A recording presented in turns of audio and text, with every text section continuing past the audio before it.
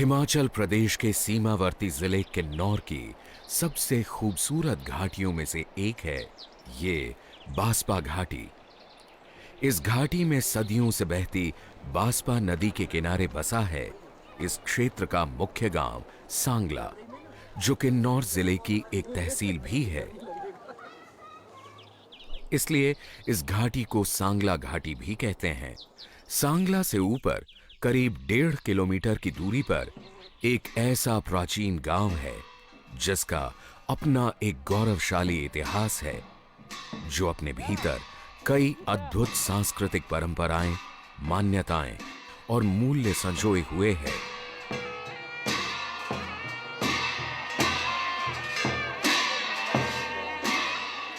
इस ऐतिहासिक गांव का नाम है कामरू। कामरू को किन्नौरी भाषा में मोने कहते हैं। हिमाचल प्रदेश की राजधानी शिमला से लगभग 228 किलोमीटर दूर, समुद्र तल से करीब 3000 मीटर की ऊंचाई पर बसे इस गांव में हिंदू धर्म और बौद्ध धर्म का अनोखा संगम देखने को मिलता है। बौद्ध धर्म के प्रभाव को हम कामरू गांव में प्रवेश के लिए बने इस द्वार से ही महसूस करने लगते हैं। इस द्वार पर चित्रित भगवान बुद्ध के ये चित्र और ये भित्ति चित्र इस गांव में बौद्ध धर्म की मौजूदगी का एहसास कराते हैं। इन्हें देखकर लगता है कि बौद्ध धर्म की जड़ें यहां बहुत गहरी हैं।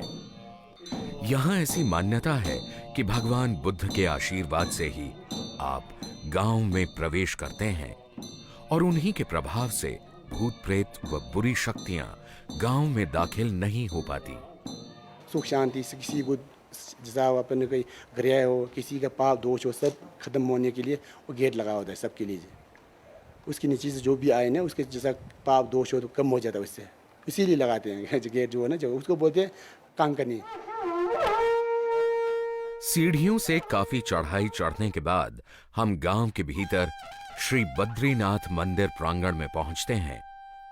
गांव के बीचों बीच बने इस प्रांगण में श्री बद्रीनाथ मंदिर के साथ ही बौद्ध मंदिर भी है।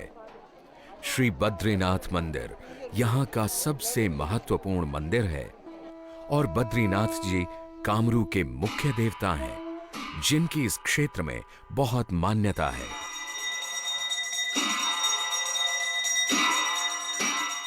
दरअसल इस मंदिर में 2 देवता विराजमान हैं। एक बद्रीनाथ जी, जिन्हें लोग यहां बड़ा देवता मानते हैं, और दूसरे छोटे देवता हैं, जिनका संबंध राजवंश से बताया जाता है। लोक धारणा है कि इन्होंने बड़ी तपस्या करके देवता का दर्जा हासिल किया। बद्रीनाथ जी को समर्पित इस प्राचीन मंदिर में की गई लकड़ी और पत्थर की नक्काशी हिमाचल की उत्कृष्ट कला को दर्शाती है। प्रांगण के मध्य बनी देवता की इस बैठक को चौरिंग कहते हैं। मेले त्योहारों में नगाड़ा आदि बजाने के अलावा इस स्थान का प्रयोग देवता के विश्राम के लिए भी किया जाता है। देवता के साथ ही यहां लोग भगवान बुद्ध में भी पूरी आस्था रखते हैं। खासकर भूत प्रेत और बुरी शक्तियों को अपने से दूर रखने के लिए लोग यहां भगवान बुद्ध की शरण में जाते हैं। हम विशेषकर से सांगला तहसील में दोनों को ही मानते हैं, आपके बुद्धिज़्म को भी और आपके ये मूर्ति पूजा में, दोनों में विश्वास रखते हैं।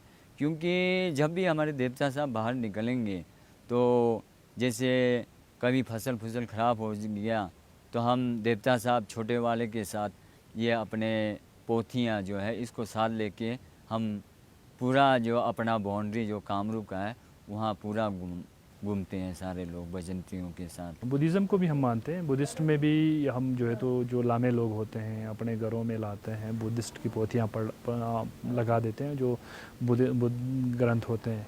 तो हम बुद्धिस्टों को भी बहुत मानते हैं। इसमें ये नहीं है कि भाई हम बुद्धिस्ट को नहीं मानते हैं। बुद्धिस्ट को भी हम उतना ही मानते हैं जितना हिंदू धर्म को मानते हैं। तो हमारे हर गांव में आपको बुद्धिस्ट मंदिर मिलेगा, वहाँ बौद्ध धर्म का पुजारी मिलेगा। चूंकि ये क्षेत्र तिब्बत के साथ लगता है, इसलिए इस पूरे क्षेत्र में हिंदू धर्म के साथ साथ बौद्ध धर्म का प्रभाव भी दिखाई देता है। यहाँ के लोक जीवन पर बौद्ध धर्म का प्रभाव जगह जगह पर देखा जा सकता है। बुद्धिज़्म का मैक्सिमम बोलबाला आपके तिब्बत में है। अब हमारा ट्रेड था, व्यापार चलता था, तो जहाँ का कल्चर एक किस्म का हमारा अदला बदला चलता था। तो आप इधर आपके पूर्व साइड के लैंग्वेज कुछ ऐसे शब्द और तिब्बत के लोगों के जो है मिलता जुलता है, तो ये इम्पैक्ट एक दूसरे का संस्कृति थोड़ा बहुत जो है जब बाउंड्री आपकी लगती है तो आदान प्रदान हो जाता है। इसलिए इसको भी जो है सेम इम्पोर्टेंस दिया जाता है जैसे हम देवी देवताओं को देते हैं। कामरू के मुख्य देवता बद्रीनाथ जी हैं और देवता यहाँ सर्वोच्च हैं। देवता जिसे लोग यहाँ देवता साहब कहकर बुलाते हैं, गांव के जीवन और संस्कृति के केंद्र में हैं। दरअसल पूरे किन्नौर में हर गांव और क्षेत्र का अपना देवता है। देवता की आज्ञा के बिना यहाँ कोई एक कदम भी नहीं रखता। समस्त किन्नौर में देवता साहब का इम्पोर्टेंस बहुत ज़्यादा है, क्योंकि समस्त गतिविधियाँ, चाहे आप सुख दुख है, चाहे आप मैरिज से ले लो, चाहे आपने कथा पाठ के ले लो, या कोई अन्य गतिविधियाँ जो होना है गांव में जो चल रहा है या जो चलाना है, वो सारे जो है देवता साहब के आदेश अनुसार जो है हम कार्य करते हैं। क्योंकि जब भी कोई जैसे कोई बीमार हो गया तो पहले हम देवता साहब से रिक्वेस्ट करेंगे कि इसको हमने क्या करना है जी, इसकी हालत है, फिर बताएंगे कि क्या ये यहाँ होने वाले ठीक या नहीं होने वाले, तो आगे वो हॉस्पिटल के लिए वो भेजने के लिए कहते हैं। देखा जाए तो हिंदू धर्म में जो काम ब्राह्मण या ज्योतिषी का है, वह काम यहाँ देवता करता है। जो हमारे यहाँ जादू टोना है, कोई बीमारी जो भी इन देवताओं के द्वारा ही हम मतलब घर में संतुष्ट वो करते हैं। हमारा यहाँ हर जीना मरना इन देवताओं के साथ ही है हमारा वो। मेले त्योहारों के मौके पर देवता मंदिर से बाहर निकलते हैं और लोगों के प्रश्नों और समस्याओं का निपटारा करते हैं। वैसे कोई चाहे तो अपनी आवश्यकता अनुसार विशेष तौर पर भी देवता को बुला सकता है, लेकिन इसके लिए पूरे आयोजन का खर्च उसे वहन करना होता है। देवता को घर पर भी बुलाया जा सकता है, लेकिन छोटे देवता ही लोगों के घर जाते हैं, बड़े देवता नहीं। बड़े देवता साहब केवल राजा के घर ही जाते हैं। देवता के यहां कई कारदार होते हैं और सबके काम बंटे हुए हैं। जब गांव के किसी व्यक्ति का कोई प्रश्न या समस्या होती है तो वह उसे मातहत के माध्यम से देवता के सामने रखता है। मातहत का काम है लोगों के प्रश्नों और समस्याओं को देवता के सामने पेश करना। देवता के साथ ये वार्तालाप काफी रोचक है। फरियादी की ओर से देवता के साथ पूरी बातचीत मातहत करता है। देवता उसके प्रश्न को सहजता से सुनता है। प्रश्न सुनकर यदि देवता प्रश्नकर्ता की ओर सिर झुकाएं तो उसका अर्थ है हाँ। ऊपर नीचे कूदने का अर्थ है बहुत प्रसन्नता के साथ हाँ। देवता द्वारा अगल बगल में सिर डुलाने का अर्थ है नहीं, और प्रश्नकर्ता की ओर से दूसरी तरफ सिर झुकाने का अर्थ है अरुचि या मुंह मोड़ना। इसी दौरान बड़ा देवता छोटे देवता से मंत्रणा भी कर सकता है। यदि बड़े देवता को लगे कि कोई समस्या या प्रश्न उसके सुनने लायक नहीं है तो वह उसे छोटे देवता के हवाले भी कर सकता है।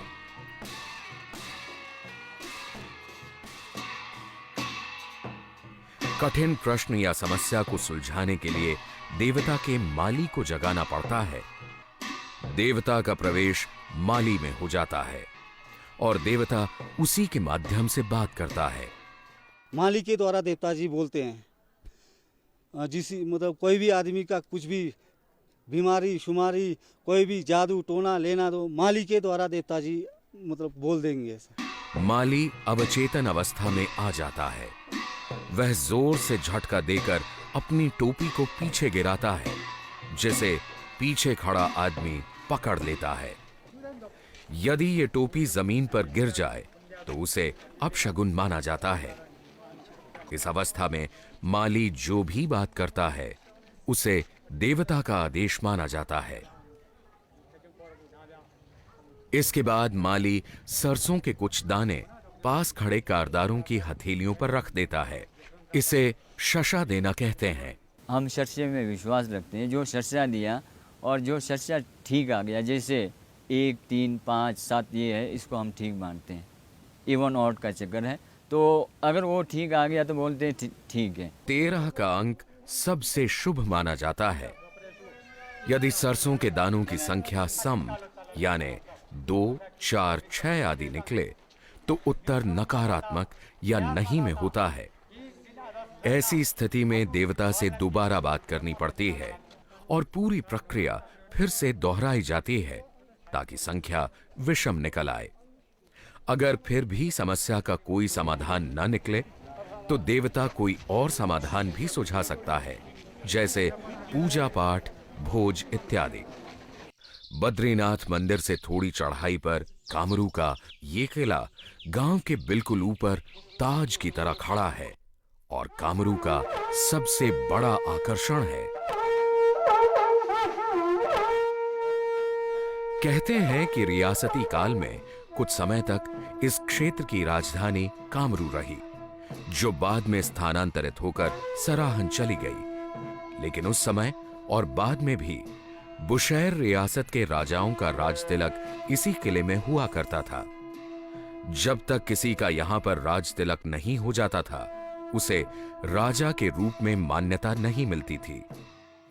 जब बुशैर रियासत होता था तो बुशैर रियासत के टाइम में यहाँ कहते हैं कि जो हमारे रिकॉर्ड जो हमारे किले में है, उस रिकॉर्ड के आधार पर जो है 123 राजाओं का जो है राज्याभिषेक जो है कामरू के किले में हो गया। ये 5 मंजिला कोठीनुमा किला तराशे हुए पत्थरों और लकड़ी के बड़े बड़े शहतीरों से चिना गया है। किले के भीतर आम लोगों का प्रवेश वर्जित है। केवल गांव का पुजारी पूजा के लिए रोज किले के अंदर जाता है। इस किले की दूसरी मंजिल पर देवी की प्रतिमा स्थापित है, जो कामाख्या देवी का प्रतिरूप है। इस किले के अंदर या इस मंदिर में जितने भी देवी देवते हैं, जितनी भी मूर्तियां हैं, और इतनी पुरानी मूर्तियां हैं कि वो मूर्तियां उस इतनी पुरानी में पूरे किन्नौर में कहीं किसी की पड़ी होगी, किसी भी मंदिर में नहीं होगी।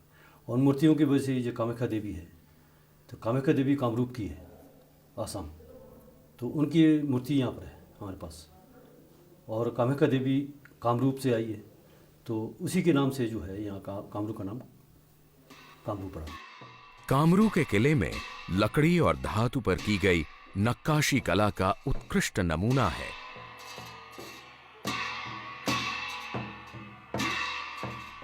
किले के बाहर प्रांगण में कामाख्या देवी का मंदिर है, जिसमें लोगों के दर्शनों के लिए देवी की मूर्ति रखी गई है।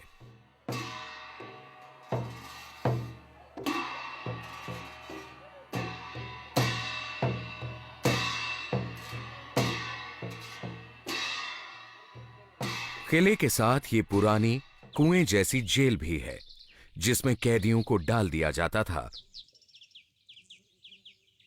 आज ये ऐतिहासिक किला जीर्ण शीर्ण अवस्था में है। इसका उचित रखरखाव करके यदि इसे आम जनता के लिए पूरी तरह से खोल दिया जाए तो ये पर्यटकों के लिए आकर्षण का एक बड़ा केंद्र बन सकता है और कामरू गांव की इस बेशकीमती धरोहर को सुरक्षित रखा जा सकता है। इस किले के पीछे एक ऐसे शख्स का घर है जो वर्षों तक गांव का रोजनामचा लिखता रहा है। चंदर सिंह नाम का यह व्यक्ति, जिसकी उम्र करीब 93 साल है, गांव में जो कुछ रोज घटित होता उसे अपनी डायरी में दर्ज कर लेता था। आजकल ये खुद ज्यादा बोल नहीं पाता, लेकिन इसकी लिखी 60 से अधिक डायरियां गांव के बारे में बहुत कुछ बताती हैं। आई हम जोर में तुम यहाँ होते नहीं चेत, आई हम शादी है तुम यहाँ होते नहीं चेत, आई नेवा हम कामंग बीतीच में होते नहीं चेत, हम हर के मीची तो म्या होते में चेत वही एक डायरी मेंटेन करते हैं जो शुरू से लेकर अब तो काफ़ी एज्ड हो गए, अब तो मेरे ख्याल नहीं लिखते हैं, मगर उनके पास आप कभी भी जाओ, किसी डेट की निकालो, उनके पास डायरी मिल जाएगी इस टाइम भी। कुछ चीज़ें ऐसे जैसे गांव के साथ मीटिंग हो रहा है, मीटिंग में क्या डिसीजन हुआ, देवते ने क्या ऑर्डर किया फलाने डेट को, और देवता कहाँ से कहाँ कामरू से कहाँ गया, या बाहर का देवता कब आया कामरू। कामरू में 300 से अधिक घर हैं और करीब 2000 इसकी आबादी है। लोग यहां लकड़ी के 2 मंजिला घरों में रहते हैं। ऊपर की मंजिल में परिवार रहता है और नीचे के कमरों में प्रायः पशुओं को रखा जाता है। अनाज व अन्य जरूरी चीजें रखने के लिए घर में अलग भंडार कक्ष होता है। यहां घरों की बनावट और लकड़ी पर की गई नक्काशी काफी कलात्मक है। यहां का समाज मुख्य रूप से 2 वर्गों में बटा हुआ है। उच्च जाति, जिसमें मुख्यतः राजपूत आते हैं, और निम्न वर्ग के लोग, जिनमें दलित, सुनार, बढ़ई, बुनकर आदि शामिल हैं। निम्न वर्ग के लोगों के घर गांव के बाहर की ओर अलग मोहल्ले में बने हुए हैं। क्योंकि यह आदिवासी क्षेत्र है, इसलिए किन्नौर वासियों को जनजाति का दर्जा हासिल है। ये शायद भारत की एकमात्र जनजाति है जिसमें जाति व्यवस्था मौजूद है, लेकिन यहाँ सभी जातियां आपस में मिलजुल कर रहती हैं। जब जाति बना है तो उसके ऊपर तो हम तो क्या ही आपको कह सकते हैं, मगर ये है कि भी हर आदमी का अपना जाति से शादी करने का प्रथा है। तो यहाँ पर भी ऐसे ही होता है, हर आदमी अपने जाति से शादी कर लेता है और अपने जातियों ऐसा कोई जाति से भेदभाव कोई नहीं होता है। गांव के लोगों का मुख्य व्यवसाय कृषि है। ओगला, फाफरा, जौ, मटर, राजमा, मक्का आदि यहाँ की मुख्य फसलें हैं। लेकिन सबसे ज्यादा इस क्षेत्र की आर्थिक स्थिति को सुधारा सेब ने। यहां बड़ी उम्दा किस्म का सेब पैदा होता है जो काफी महंगे दाम में बिकता है। यहां से दूर दूर तक सेब जाता है। आजकल पूरे भारत में किन्नौर का सेब काफी लोकप्रिय है। सेब के अलावा यहां बादाम, चिलगोजा, चूली बेमी और अखरोट की पैदावार भी होती है। चूली बेमी, सेब और अनाज से यहां घरों में शराब निकाली जाती है, जिसे स्थानीय भाषा में फासुर कहते हैं। शराब यहां के जीवन में रची बसी है। कोई खुशी का मौका हो या मेला त्योहार, लोग यहां फासुर का सेवन करते हैं।